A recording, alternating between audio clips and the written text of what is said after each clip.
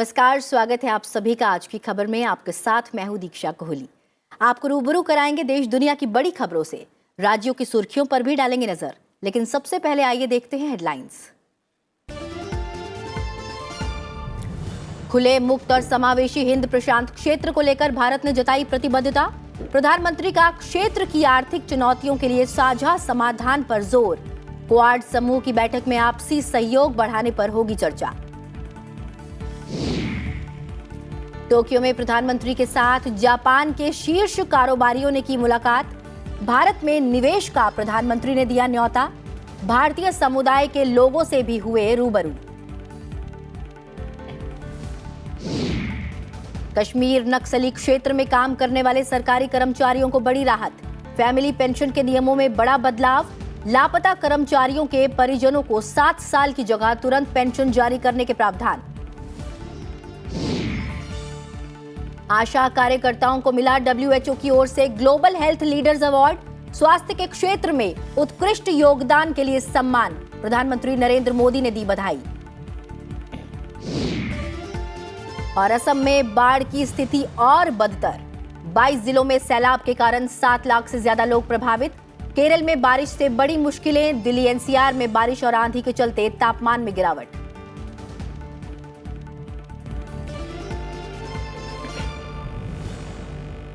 और हेडलाइंस के बाद अब एक नजर उन खबरों पर जो आज सुर्खियों में रही। राज्यसभा उपचुनाव के लिए बिहार से अनिल हेगड़े और तेलंगाना से वजीराजू रविचंद्र निर्विरोध चुने गए हैं। नाम वापसी के अंतिम दिन किसी भी पार्टी की ओर से प्रत्याशी नहीं उतारने पर उन्हें निर्विरोध चुन लिया गया है। अनिल हेगड़े JDU और वजीराजू रविचंद्र TRS के उम्मीदवार हैं। RBI गवर्नर शक्तिकांत दास ने बढ़ती मुद्रास्फीति पर अंकुश लगाने के लिए जून की शुरुआत में मौद्रिक नीति समीक्षा में नीतिगत दर में एक और वृद्धि का संकेत दिया है। मौद्रिक नीति समिति की अगली बैठक 6 से 8 जून को होगी। खुदरा महंगाई दर पिछले 4 महीने से केंद्रीय बैंक के संतोषजनक स्तर से ऊपर बनी हुई है। विश्वविद्यालय अनुदान आयोग की UGC नेट के लिए ऑनलाइन आवेदन और शुल्क भुगतान की अंतिम तिथि 30 मई तक बढ़ा दी गई है। इससे पहले UGC ने आवेदन के लिए अंतिम तिथि 20 मई निर्धारित की थी। प्रतिबंधित आतंकवादी संगठन लश्कर-ए-तैयबा के 2 स्थानीय हाइब्रिड आतंकवादियों को श्रीनगर में गिरफ्तार किया गया है। उनके पास से हथियार और गोला बारूद भी बरामद हुआ है। द रेजिडेंट फ्रंट लश्कर से संबंधित एक संगठन है। अमेरिकी राष्ट्रपति जो बाइडेन ने 12 हिंद प्रशांत देशों के साथ एक नए व्यापार समझौते की शुरुआत की, जिसका मकसद उनकी अर्थव्यवस्थाओं को मजबूत करना है। हिंद प्रशांत आर्थिक ढांचे में अमेरिका के साथ जुड़ने वाले देशों में Bharat, Australia, Brunei, Indonesia, Japan, दक्षिण Korea, Malaysia, New Zealand, Philippines, Singapore, Thailand और वियतनाम शामिल हैं। श्रीलंका के राष्ट्रपति गोटबाया राजपक्षे ने मंत्रिमंडल का विस्तार करते हुए 8 और मंत्रियों को इसमें शामिल किया है, लेकिन आर्थिक मामलों को देखने के लिए उन्होंने किसी वित्त मंत्री की नियुक्ति नहीं की। इससे पहले राष्ट्रपति राजपक्षे ने शुक्रवार को 9 कैबिनेट मंत्रियों को शपथ दिलाई थी। एंथनी अल्बानिस ने ऑस्ट्रेलिया के नए प्रधानमंत्री के रूप में शपथ ग्रहण कर ली है। अल्बानिस की लेबर पार्टी ने चुनाव में पूर्व प्रधानमंत्री स्कॉट मॉरिसन के नेतृत्व वाले कंजर्वेटिव गठबंधन को सत्ता से बाहर कर दिया है। विश्व आर्थिक मंच ने जलवायु परिवर्तन की चुनौतियों से निपटने के लिए भारत की प्रमुख कंपनियों के CEO का एक गठबंधन बनाए जाने की घोषणा की है। ये गठबंधन कार्बन उत्सर्जन में तेजी से कमी लाने की दिशा में काम करेगा। किरने और ऑब्जर्वर रिसर्च फाउंडेशन के बीच सहयोग से alliance of CEO climate action leaders India बना है। UNHCR के मुताबिक संघर्ष, हिंसा, मानवाधिकारों के उल्लंघन और उत्पीड़न से बचने के लिए दुनिया भर में 10 करोड़ से अधिक लोग विस्थापित हुए हैं। यूक्रेन में युद्ध के कारण लाखों लोगों को अपना घर छोड़ने के लिए मजबूर होना पड़ा। एशिया कप हॉकी में डिफेंडिंग चैंपियन टीम इंडिया ने अपने अभियान की शुरुआत ड्रॉ से की है। पहले मैच में पाकिस्तान ने भारत को 1-1 की बराबरी पर रोक दिया है। तीसरे क्वार्टर तक टीम इंडिया 1-0 से आगे चल रही थी। आखिरी मिनट में पाकिस्तान ने पेनल्टी कॉर्नर पर गोल दाग स्कोर 1-1 से बराबर कर दिया है। और अब खबरें विस्तार से। भारत ने खुले, मुक्त और समावेशी हिंद प्रशांत की प्रतिबद्धता दोहराई है और सहयोगी देशों के साथ आर्थिक सहयोग को गहरा बनाने पर जोर दिया है, जिससे विकास, शांति और समृद्धि के लक्ष्य को हासिल किया जा सके। समृद्धि के लिए हिंद प्रशांत आर्थिक रूपरेखा की शुरुआत के मौके पर आयोजित कार्यक्रम में हिस्सा लेते हुए प्रधानमंत्री नरेंद्र मोदी ने ये बात कही। उन्होंने कहा कि हिंद प्रशांत आर्थिक रूपरेखा इस क्षेत्र को वैश्विक आर्थिक वृद्धि का इंजन बनाने की हमारी सामूहिक इच्छा शक्ति को दर्शाती है। प्रधानमंत्री ने जोर दिया है कि हम क्षेत्र की आर्थिक चुनौतियों के लिए साझा समाधान खोजें, रचनात्मक व्यवस्थाएं बनाएं। प्रधानमंत्री कल क्वाड शिखर बैठक में भाग लेने के बाद अमेरिका के राष्ट्रपति जो बाइडेन, ऑस्ट्रेलिया के प्रधानमंत्री एंथनी एल्बेनीज़ और जापान के प्रधानमंत्री फूमियो किशिदा के साथ द्विपक्षीय बैठक करेंगे। हम क्षेत्र की आर्थिक चुनौतियों के लिए साझा समाधान खोजें, रचनात्मक व्यवस्थाएं बनाएं। एक्सेलेंसी, भारत एक इंक्लूसिव और flexible Indo Pacific economic framework के निर्माण के लिए आप सभी के साथ काम करेगा। जापान में प्रधानमंत्री नरेंद्र मोदी ने आज दिग्गज कारोबारियों से भी मुलाकात की। इस दौरान प्रधानमंत्री ने उन्हें भारत में निवेश के लिए आमंत्रित किया। प्रधानमंत्री नरेंद्र मोदी ने टोक्यो में जापान के शीर्ष कारोबारी नेताओं के साथ एक गोलमेज बैठक में हिस्सा लिया। प्रधानमंत्री ने औद्योगिक विकास, कराधान और श्रम समेत भारत में कारोबारी सुगमता के लिए किए जा रहे विभिन्न सुधारों पर चर्चा की। इससे पहले प्रधानमंत्री जापानी बहुराष्ट्रीय सूचना प्रौद्योगिकी इलेक्ट्रॉनिक कंपनी NEC कॉरपोरेशन के प्रमुख नेबुहिरो एंड्रो से मुलाकात की।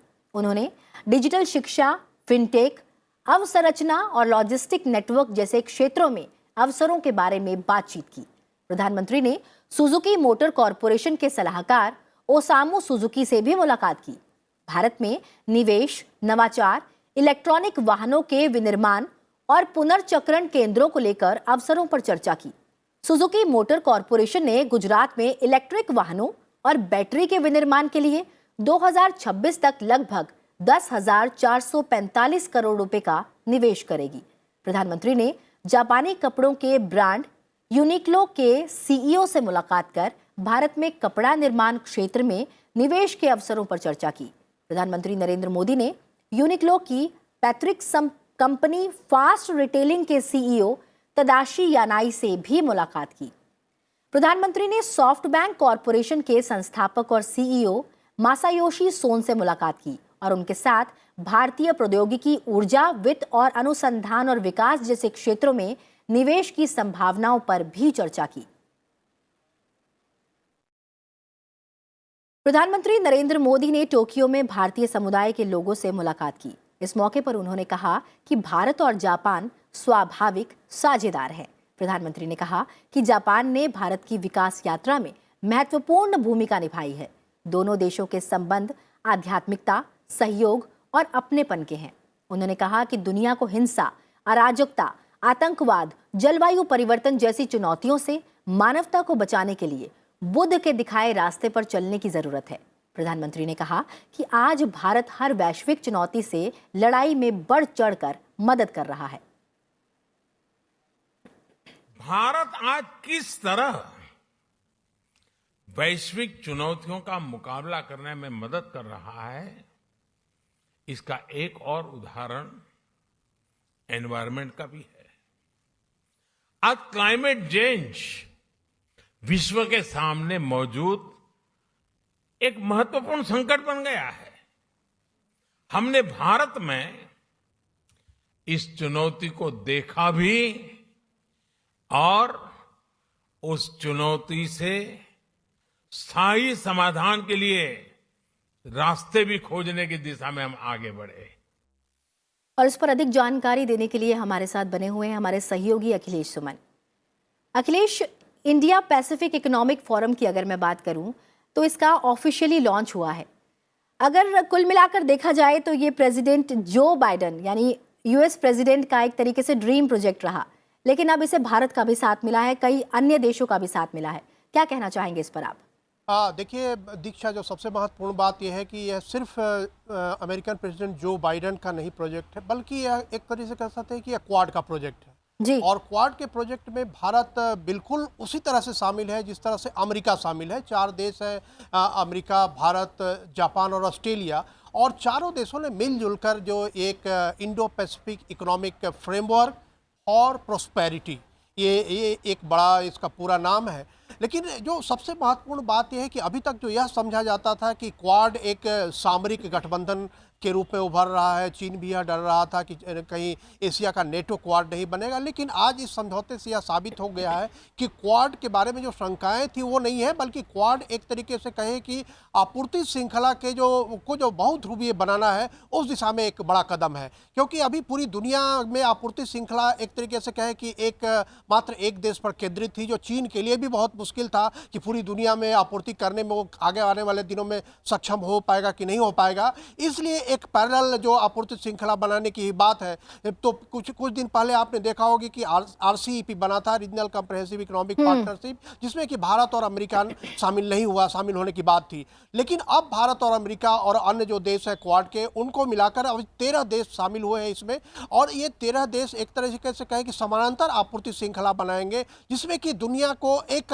विकल्प के रूप में मिलेगा, जिसमें कि सिर्फ एक देश नहीं बल्कि ये 13 देश मिलकर लोगों को सामान की आपूर्ति करेंगे, सेवाओं की आपूर्ति करेंगे। तो एक बहुत ही महत्वपूर्ण कदम है, और कह सकते हैं कि दुनिया में जो सेवाओं और सामान के आपूर्ति के संतुलन को कायम करने के लिए बहुत जरूरी है। तो एक तो यह बात हुई। दूसरी बात यह हुई कि देखिए, इसके साथ ही भारत और अमेरिका के बीच में भी एक समझौता हुआ आज। वो समझौता हुआ इन्वेस्टमेंट इंसेंटिव पार्टनरशिप। तो ये जो एक कह सकते हैं कि भारत और अमेरिका के बीच में एक जो 1997 में भी एक इस तरह का समझौता हुआ था, जो इकोनॉमिक जो इन्वेस्टमेंट एग्रीमेंट था, लेकिन अब उसको और थोड़ा सा बेहतर बना के किया गया कि इन्वेस्टमेंट की गारंटी रहेगी, और अमेरिका में एक नया संगठन बना है DFC, उसके माध्यम से भारत में इन्वेस्टमेंट होगा। तो कह सकते हैं कि यह जो बना है IPEF, और ये जो भारत का जो एग्रीमेंट हुआ अमेरिका से, यह दोनों मिला के दुनिया में जो आपूर्ति श्रृंखला को बहुध्रुवीकरण की बहुध्रुवीय बनाने की दिशा में एक बहुत ही महत्वपूर्ण कदम है। और क्वाड में भी एक नया आयाम जुड़ा है, जो कि सिर्फ सामरिक नहीं बल्कि दुनिया के लोगों की सेवा करने के लिए, उनके कल्याण के लिए, और जो एक खाई है, खाई को दूर करने के लिए एक बहुत ही समझ सकते हैं कि बहुत ही सकारात्मक कदम साबित होगा आगे आने वाले दिनों में। बिल्कुल, बहुत बहुत धन्यवाद इस तमाम जानकारी के लिए अखिलेश। बढ़ते हैं अगली खबर की ओर।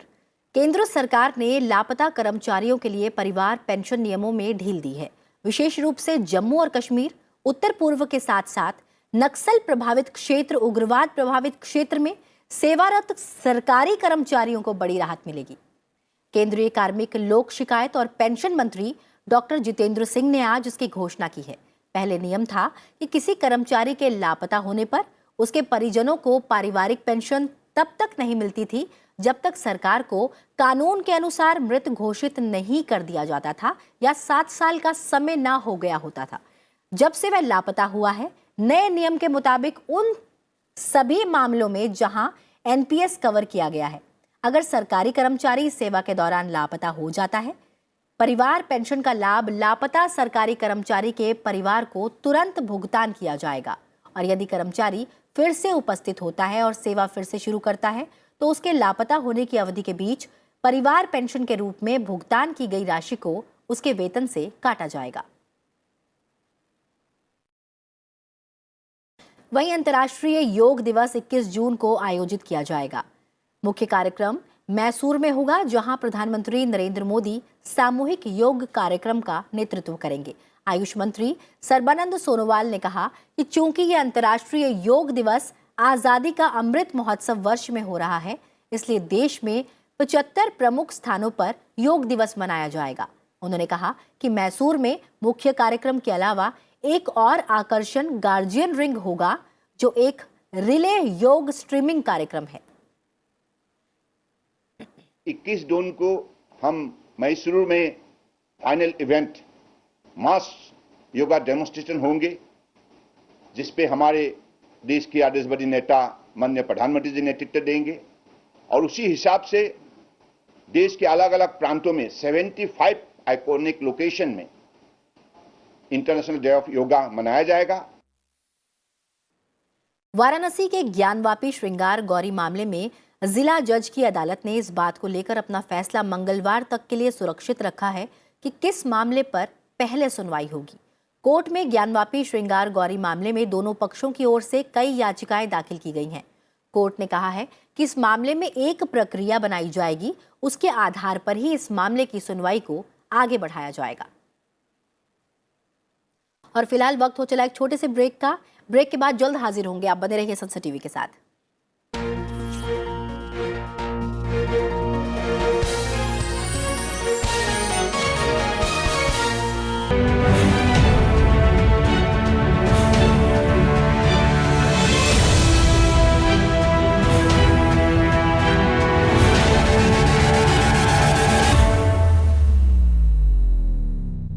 हर हफ्ते हम आपके सामने लाते हैं आजादी का अमृत महोत्सव के अंतर्गत हुए खास कार्यक्रमों की झलकियां।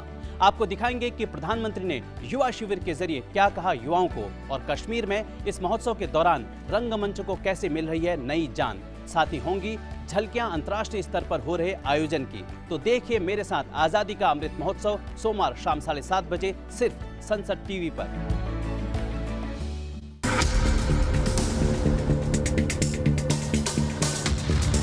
क्या आप किसी कानूनी समस्या से घिरे हैं? नहीं पता क्या करें? क्या कहता है कानून? क्या हैं आपके अधिकार?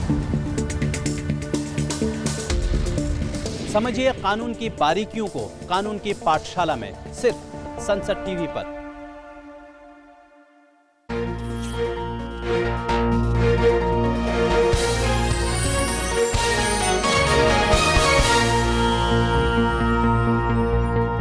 ब्रेक के बाद स्वागत है आप सभी का आज की खबर में। बढ़ते हैं आगे और बात करते हैं राज्यों से जुड़ी हुई खबरों की।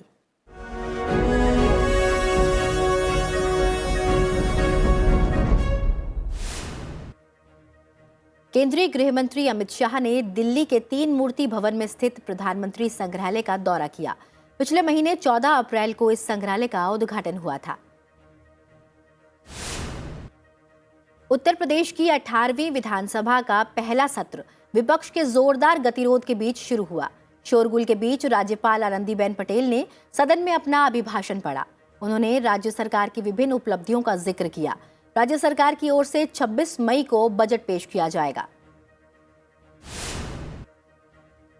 उत्तर प्रदेश की रामपुर विधानसभा सीट से समाजवादी पार्टी के विधायक आजम खान और उनके बेटे अब्दुल्ला आजम खान ने विधायक के रूप में शपथ ली। विधानसभा अध्यक्ष सतीश महाना ने दोनों को शपथ दिलवाई।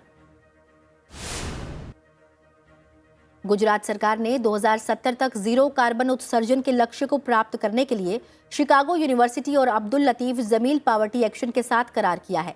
इस मौके पर मुख्यमंत्री भूपेंद्र पटेल भी मौजूद रहे। इसके साथ ही गुजरात कार्बन बाजार स्थापित करने वाला देश का पहला राज्य बन गया है। पंजाब के मुख्यमंत्री भगवंत मान ने राज्य के नागरिक उड्डयन विभाग को प्रदेश के अंतर्राष्ट्रीय हवाई अड्डे से अमेरिका और कनाडा जैसे देशों के लिए सीधी उड़ान शुरू करने के लिए केंद्र से साझेदारी करने के निर्देश दिए हैं। उन्होंने कहा कि राज्य के लोग बड़ी संख्या में अमेरिका, कनाडा, ब्रिटेन, न्यूजीलैंड और ऑस्ट्रेलिया जैसे देशों में बसे हुए हैं। रोड रेज मामले में पटियाला केंद्रीय कारागार में 1 साल की जेल की सजा काट रहे कांग्रेस नेता नवजोत सिंह सिद्धू को आज भारी सुरक्षा के बीच स्वास्थ्य जांच के लिए पटियाला के राजेंद्र अस्पताल ले जाया गया। सिद्धू ने जेल में विशेष आहार की मांग की है, जिसके बाद उन्हें जांच के लिए अस्पताल ले जाया गया है। उत्तराखंड के केदारनाथ धाम में बर्फबारी और बारिश की वजह से ठंड बढ़ गई है। हालांकि खराब मौसम और भीषण ठंड के बावजूद केदारनाथ धाम में दर्शन के लिए बड़ी संख्या में श्रद्धालु मौजूद हैं। ओडिशा के बरहामपुर में सरकारी मेडिकल कॉलेज और अस्पताल की नर्सिंग अधिकारी शिबानी दास को वर्ष 2021 के राष्ट्रीय फ्लोरेंस नाइटिंगेल अवार्ड के लिए चुना गया है। खासतौर से कोविड महामारी के दौरान उनकी सेवाओं को देखते हुए उन्हें इस पुरस्कार के लिए चुना गया है। राष्ट्रपति रामनाथ कोविंद एक समारोह में उन्हें पुरस्कार प्रदान करेंगे।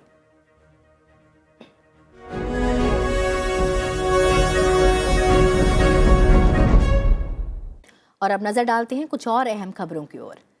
भारत डिजिटल क्षेत्र में बड़े बदलाव के दौर से गुजर रहा है और एक मजबूत राजनीतिक नेतृत्व के साथ बड़े सुधारों को जारी रखने के लिए प्रतिबद्ध है। नीति आयोग के सीईओ अमिताभ कांत ने दावोस में विश्व आर्थिक मंच की वार्षिक बैठक 2023 के मौके पर आयोजित एक कार्यक्रम में कहा कि भारत वैश्विक अर्थव्यवस्था को दिशा देने में अहम भूमिका निभाएगा। हाल के वर्षों में भारत ने कई बड़े सुधार किए हैं जिन्होंने भारत की वृद्धि को मजबूती दी है। उन्होंने कहा कि भारत में स्टार्टअप की संख्या 2 अंकों से बढ़कर अब 10,000 से अधिक हो गई है। वहीं विश्व स्वास्थ्य संगठन ने भारत की 10 लाख महिला आशा स्वास्थ्य कार्यकर्ताओं को वैश्विक स्वास्थ्य में उत्कृष्ट योगदान के लिए सम्मानित किया है। उन्हें नेतृत्व क्षमता, स्वास्थ्य मुद्दों के लिए प्रतिबद्धता प्रदर्शन के लिए सम्मान दिया गया है। कोविड-19 महामारी के दौरान लोगों को स्वास्थ्य प्रणाली से जोड़ने और ग्रामीण क्षेत्रों के गरीब लोगों की प्राथमिक स्वास्थ्य देखभाल सेवाओं तक पहुंचने और सुनिश्चित करने में आशा स्वास्थ्य कार्यकर्ताओं की महत्वपूर्ण भूमिका रही है।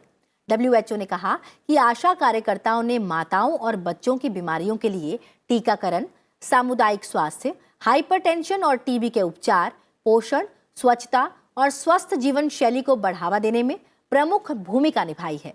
ये पुरस्कार 2019 के आरंभ में किया गया था। प्रधानमंत्री नरेंद्र मोदी ने आशा कार्यकर्ताओं की समूची टीम को WHO के वैश्विक स्वास्थ्य पुरस्कार मिलने पर बधाई दी है। प्रधानमंत्री ने कहा कि आशा कार्यकर्ता स्वस्थ भारत सुनिश्चित करने में अग्रिम मोर्चे पर कार्य कर रहे हैं और उनका समर्पण और दृढ़ निश्चय सराहनीय है। मौसम विभाग ने देश के उत्तरी पश्चिमी और पूर्वी क्षेत्रों में अगले 2 दिनों में भारी बारिश की संभावना जताई है। साथ ही धूल भरी आंधी चलने की आशंका भी है। दिल्ली एनसीआर में रविवार देर रात से सोमवार सुबह तक चली तेज आंधी और बारिश के चलते तापमान में गिरावट आई है, जिससे लोगों को गर्मी से राहत मिली है। मौसम विभाग ने 28 मई तक ऐसा ही मौसम बना रहने की संभावना जताई है। दिल्ली एनसीआर में अगले 4-5 दिन तक आंधी आने के आसार हैं। इस जो ज़्यादा एक्टिव वेस्टर्न डिस्टर्बेंस हीट किया है, इसके वजह से अभी जो हीट वेव का जो लगातार चल रहा था, जैसे कोई छोटा विंड आ गया या क्लाउड आ गया, कम होता था फिर ज़्यादा बढ़ता था, अभी ऐसे वाला कंडीशन नहीं है। धीरे धीरे फिर बढ़ेगा, लेकिन हीट वेव 28 तक नहीं है। दिल्ली एनसीआर में बारिश के बाद कई जगहों पर जल भराव की वजह से लोगों को परेशानी का सामना करना पड़ा। मौसम में आए बदलाव के कारण कई उड़ानों को जयपुर और अन्य हवाई अड्डों की तरफ डाइवर्ट किया गया। असम में बाढ़ से हालात बदतर हो गए हैं। बाढ़ से 29 जिलों के 7,20,000 से ज्यादा आबादी प्रभावित है। असम में इस साल बाढ़ और भूस्खलन के कारण मरने वालों की संख्या बढ़कर 24 हो गई है।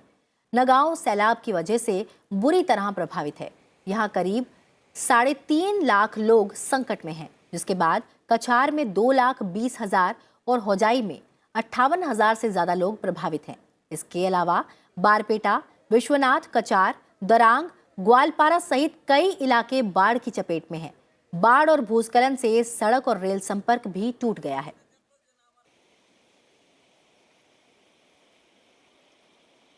और अब खबरें अंतर्राष्ट्रीय जगत से।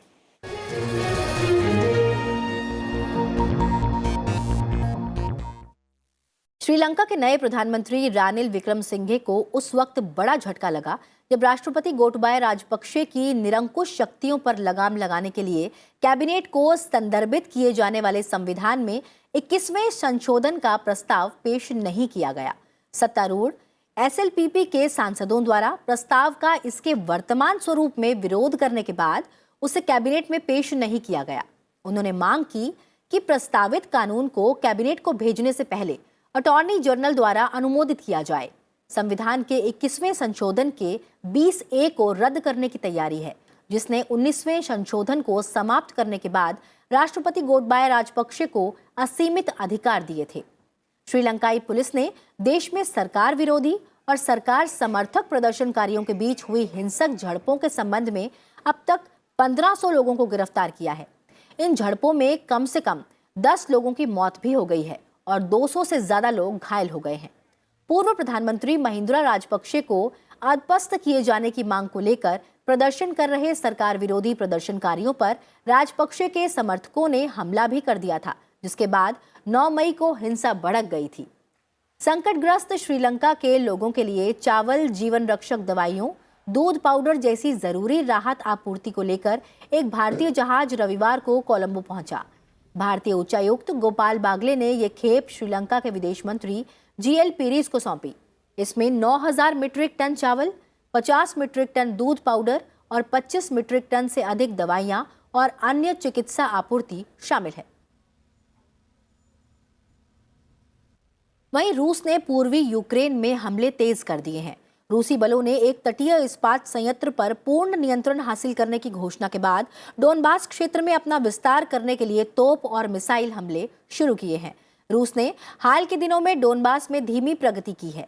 उसने लुहांस्क प्रांत में यूक्रेनी नियंत्रण के तहत आने वाले मुख्य शहर सीविएतोदेनेस्क पर कब्जा करने के प्रयासों को तेज कर दिया है, जो डोनबास क्षेत्र में आता है।